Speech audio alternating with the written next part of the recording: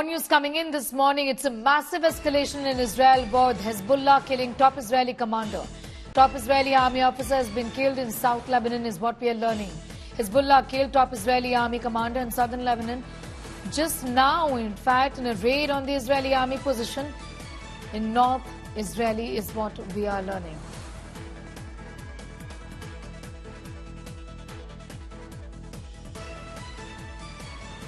Hezbollah has killed a top Israeli defense commander is what we are learning, and that is what is leading to further escalation. Let's get in the details of the Hezbollah killing a top Israeli commander. Hezbollah has killed a top Israeli commander. The top Israeli army officer was killed in South Lebanon. Hezbollah killed the top commander of the army in southern Lebanon, and that development is from just a few moments ago. These were raids, in fact, on the Israel army position in North Israel.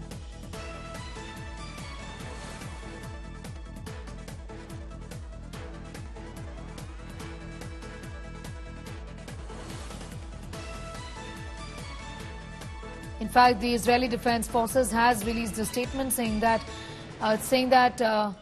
in fact, since Israel and Lebanon have traded fire multiple times since the conflict really began last week, one person has been killed.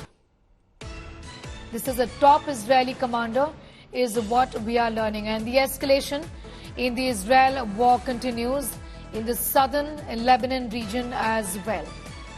In Lebanon's Hezbollah and the Israeli Defense Forces are essentially sparring in this particular region. Deadly fire has been exchanged between Lebanon's Hezbollah and Israel. Top Israeli army officer has been killed in South Lebanon is what we have learned.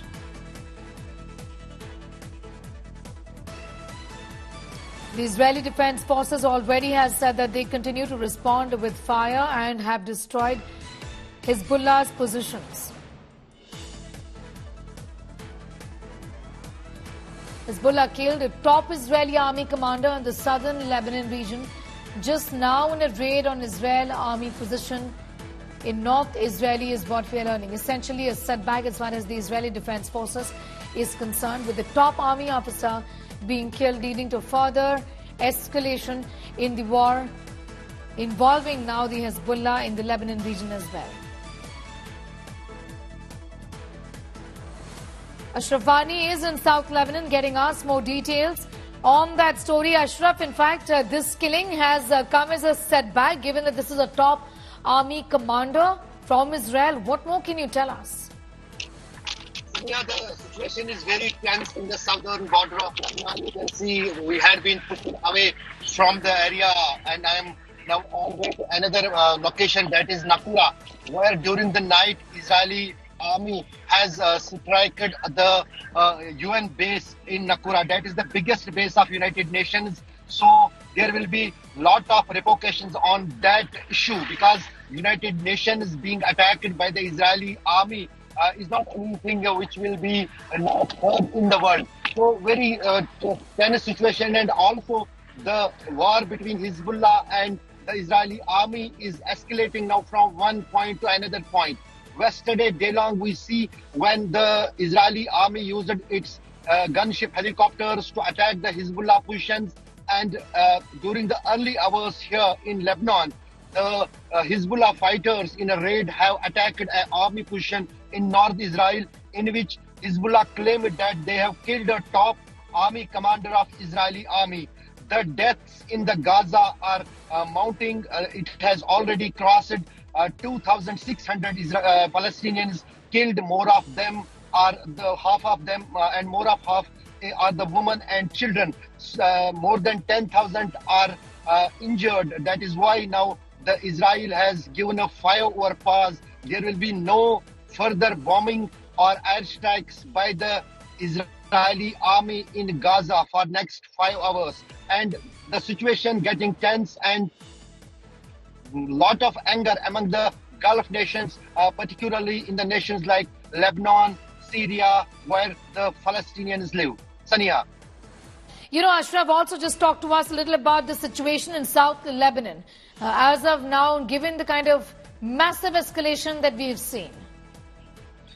Absolutely, Saniha, because so far there was some kind of isolated incidents of clashes between Hezbollah and the Israeli army. But during last 4 days, Israeli army geared up their forces on the northern border of Israel, which is with the South Lebanon, and now using not only the drones but also the helicopters and the fighter jets. And on the other side, the Hezbollah has been given go ahead from Iran, because Hezbollah is backed and trained by Iran. They are controlling mostly the southern border of Lebanon, and they have now intensified their attacks on the army positions of the Israel. The Hezbollah has said that these actions are being taken against the provocation from Israel when they killed a team of 3 journalists, in which one of the very prominent journalists of Lebanon, Abdullah, was killed in a missile attack from Israel in the southern Lebanon. So that clearly indicates there are also now confirmations from the Israeli side that one person was yesterday killed in the Hezbollah mortar shelling. 3 others were injured. Yet to get confirmation from the Israeli army that this top army commander is killed.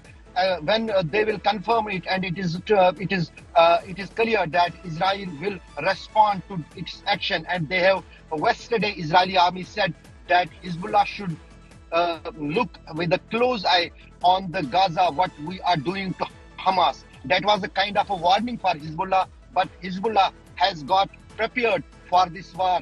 They have enough training as compared to the Hamas fighters, because they already have fought wars in Syria. They have fought in Yemen, and they are very trained and with the sophisticated weapons as compared to the Hamas. That means if Hezbollah is going in the war with Israel, that will be a tough challenge for the Israeli army and also for the America. Right, Ashraf, I'm going to thank you for the moment. Ashraf is in fact in South Lebanon, which of course has seen an escalation in this particular region as well, where essentially the war is on between the Israeli Defense Forces and the Hezbollah active in this region.